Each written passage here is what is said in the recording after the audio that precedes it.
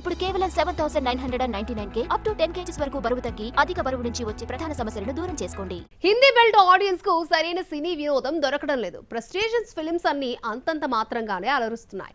Solid stuff దొరకడం లేదు అని బీటౌన్ ఆడియన్స్ లో స్పష్టంగా మనకది కనిపిస్తోంది.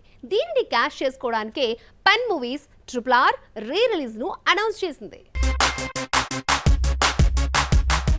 బాలీవుడ్ ప్రేక్షకులు సౌత్ మజాను అస్సలు వదిలిపెట్టలేకపోతున్నారు. ఎన్ని హిందీ చిత్రాలొచ్చినా రాని కిక్ టాలీవుడ్ ఫిల్మ్స్ తోనే వస్తోందంటున్నారు.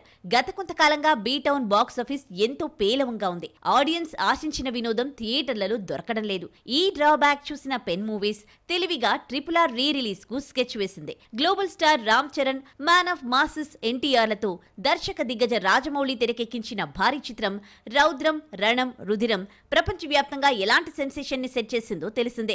ఈ సినిమా ఇండియాకు ఆస్కార్ ని తీసుకొచ్చింది. ఇలా ఎన్నో నెలల పాటుగా ప్రపంచ సినిమా దగ్గర హాట్ టాపిక్ గా నిలిచిన ఈ చిత్రం నార్త్ బెల్ట్ లో కూడా సాలిడ్ వసూళ్లు రాబట్టింది. రీ రిలీజ్ చేస్తూ ఉండడంతో సమ్మర్ ఫినిషింగ్ టచ్ గా RRR నిలుస్తోందంటున్నారు.